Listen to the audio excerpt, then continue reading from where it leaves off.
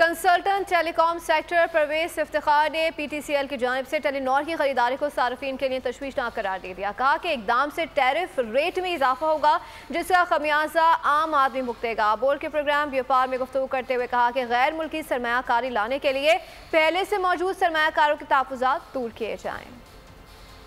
ये कहना कि VPNs की इस्तेमाल की वजह से मुल्क का इंटरनेट स्लो हो रहा है, मेरे ख्याल में टेक्निकल तौर पे सही स्टेटमेंट नहीं है।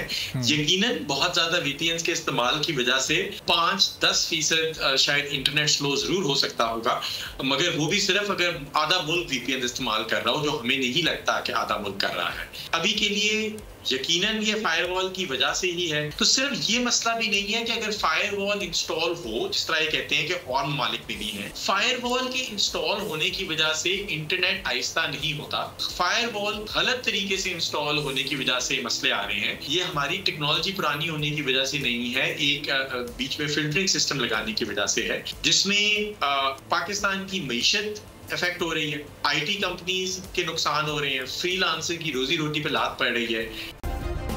सब्सक्राइब करें और बेल दबाएं ताकि कोई खबर रह न जाए।